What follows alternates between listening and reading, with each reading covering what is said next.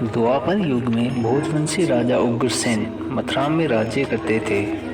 उसके आतताई पुत्र कंस ने उसे गद्दी से उतार दिया और स्वयं मथुरा का राजा बन बैठा। कंस की एक बहन देवकी थी जिससे वह बहुत प्यार करता था, जिसका विवाह उसने वसुदेव नामक यदुवंशी सरदार से कराया। एक समय कंस अपनी बहन देवकी को उसके ससुराल पहुंचाने जा रहा था। रास्ते में आकाशवाणी हुई, हे कंस, जिस देवकी को तू बड़े प्रेम से ले जा रहा है उसी में तेरा काल बसता है। इसी के गर्भ से उत्पन्न 8वां बालक तेरा वध करेगा। यह सुनकर कंस वासुदेव को मारने के लिए तैयार हुए। तब देवकी ने विनय पूर्वक कहा, मेरे गर्भ से जो संतान होगी उसे मैं तुम्हारे सामने ला दूंगी। बहनों को मारने से क्या लाभ। कंस ने देवकी की बात मान ली और उन्हें मथुरा के में लेकर चला गया और कारागृह में डाल दिया। वसुदेव व देवकी के एक एक करके 7 बच्चे हुए और 7 को जन्म लेते ही कंस ने मार दिया। अब 8वां बच्चा होने वाला था। कारागृह पर में उन पर कड़े पहरे बिठा दिए गए। उसी समय नंद की पत्नी यशोदा को भी बच्चा होने वाला था।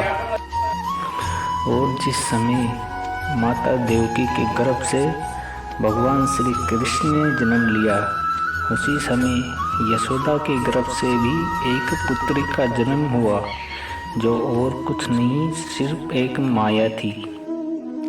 भगवान श्री कृष्ण के जन्म लेते ही जिस कोठरी में वासुदेव और देवकी के थे वहीं पर चतुर्भुज भगवान प्रकट हुए, एक हाथ में शंख, चक्र, गदा और पद्म धारण किए हुए। वसुदेव और देवकी भगवान के चरणों में जा गिरे। तभी भगवान चतुर्भुज ने कहा कि तुम्हारे मित्र नंद जी के घर में एक पुत्री का जन्म हुआ है। तुम वृंदावन जाओ और उनकी पुत्री को लेके कंस के हवाले कर दो।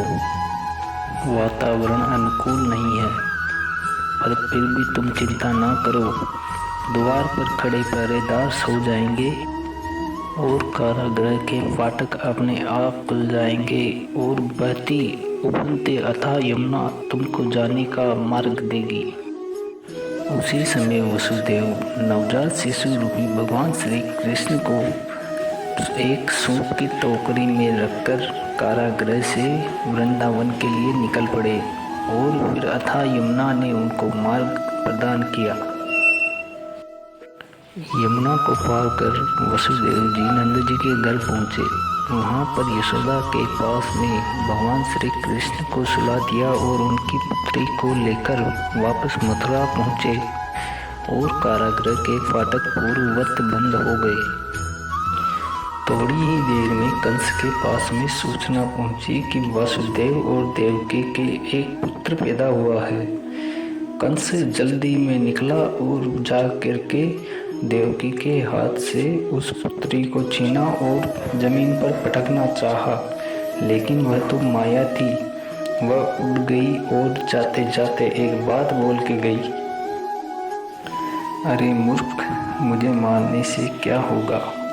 तुझे मारने वाला तो वृंदावन में जा पहुंचा है और तुझे तेरे पापों का दंड देगा। और इसी प्रकार से भाद्रपद कृष्ण अष्टमी को हमारे भगवान श्री कृष्ण का जन्म हुआ, जिसको हम जन्माष्टमी के रूप में हर साल धूमधाम से मनाते हैं। और इसी के साथ हम आज की कथा का समापन करते हैं।